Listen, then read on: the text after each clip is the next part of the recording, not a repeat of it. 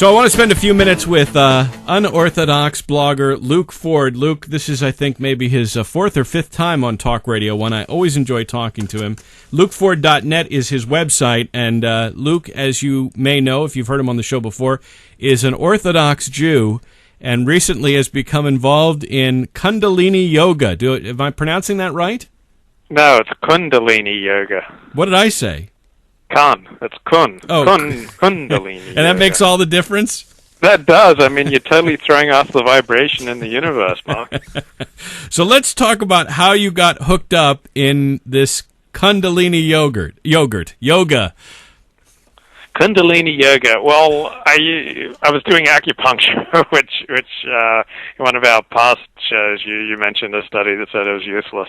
Yeah. So I was doing acupuncture. My acupuncture teacher said I should do something like yoga or some of those other Asian exercise thingies, whose name I'm forgetting. And then other people recommended it to me also because it seemed like a form of exercise that I could do without exhausting myself and bringing on a CFS. Yoga is just intense stretching is what it is, right? I mean, it's not your heart doesn't get racing, but it is a workout, and people who do it say they feel great afterward.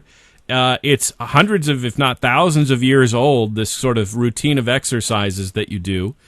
And it's pretty traditional, right? Don't they all kind of do the bowing at the sun or the standing dog move, right? I think you're right. I only know Kundalini Yoga, and that's what I've been practicing since the beginning of the year. You also said that you joined because you wanted to meet women. Yes. And it's a good place to meet women, and because a lot of women are there, and they're relaxed, and it's how's that worked out for you, by the way, meeting women at the Kundalini Yoga? I've met a lot of women at the Kundalini Yoga. I haven't successfully pulled off a relationship yet, but I'm meeting women. At least I'm in the game. Okay. All right, that's a start. So what's different about this form of yoga than any... I know that there's one where they do it in a hot room, like they get the temperature to be, 85 or 90 degrees, and so you just sweat like crazy, and that's supposed to help, get the toxins out of your body. I'm not sure what the whole... There's a name for that. That's a Bikram, I think. That's Bikram yoga.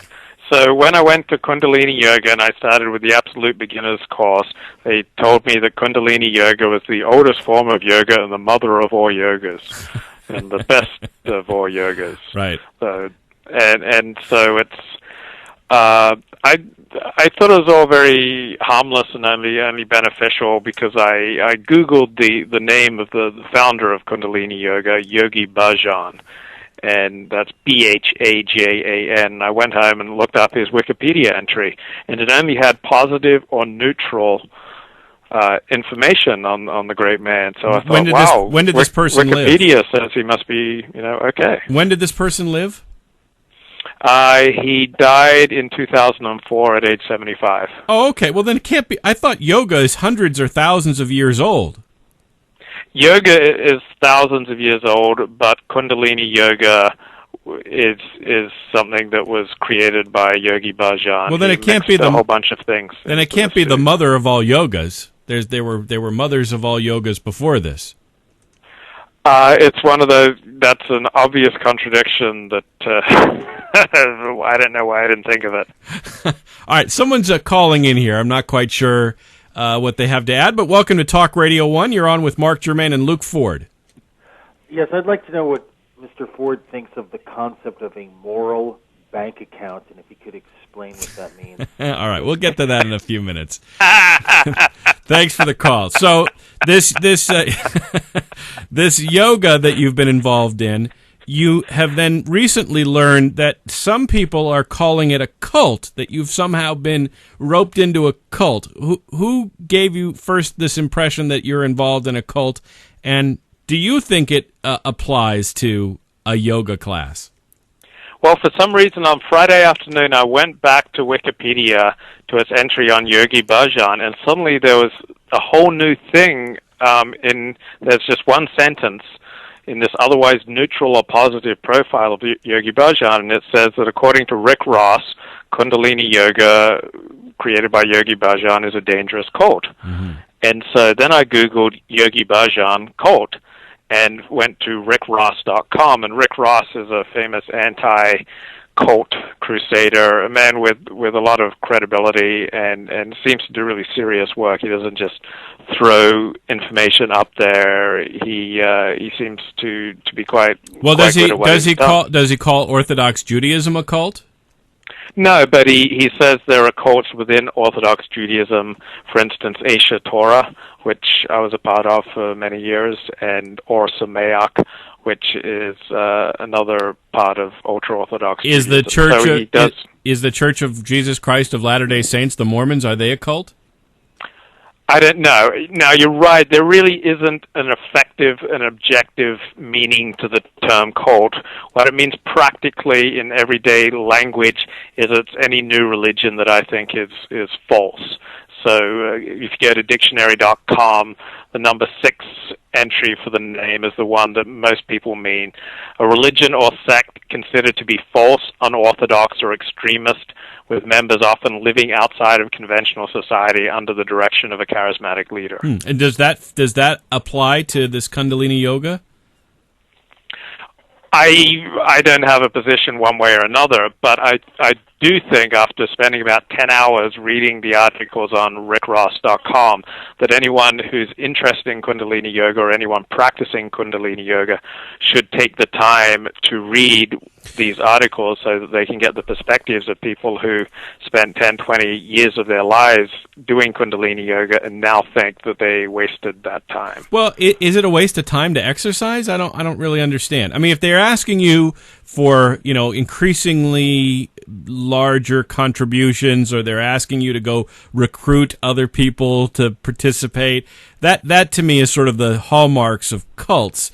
Asking you to give up worldly possessions so that you can help grow the yoga class. Any of those kinds of things. But going to a yoga class that's taught by that's giving you a good feeling, and they're not asking anything of you.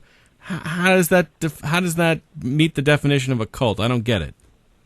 Well, you do in your Kundalini yoga. You do a lot of chanting and meditation, and chanting and meditation in the wrong hands are ways to take control of people's minds, so that it kind of turns off thought. Meditation in and of itself and chanting in and of itself is neither good nor bad, but it can certainly be a tool to control people who are the other people. Okay, well, the other people that have been involved that you've met there, do they seem like they're been brainwashed, and are they doing something that they wouldn't otherwise do other than exercise? I mean, if it's the cult of exercise, I don't know where the harm is. Well, it's much more than exercise. There's a whole lifestyle. I mean, for instance, the people who take it seriously become the type of Sikh that Yogi Bhajan created. Like the traditional Sikhs look with great enmity at this Yogi Bhajan intrusion into their religion. But for the people who take it seriously, they wear the turbans, they don't cut their hair, they get the hairy names like, Siri Gopal or Guru Singh, and then if they take it seriously, they change their names to this different name, and they lead an austere life where you largely drop out of the wider world to concentrate your efforts within the group. Well, which is no different than many forms of Orthodox I was Judaism. just going to say, what's the difference between that and what you practice? It's a matter of degree. Right. So the more you go into Orthodox Judaism, the more cut off you are from the wider world. I was going to say you're 90% of the way there. If you have to have an austere life, let your hair grow. It's not a big stretch for you at this point. Right. So there's plenty in common between Orthodox Judaism and any high intensity form of religion and the Kundalini Sikh way. So they make converts. It's high intensity. It's not like Reform Judaism or Presbyterianism. Right. It requires a lot of sacrifice, and people devote their lives to it. Well, are they asking you to do any of that, or are you just going there forever?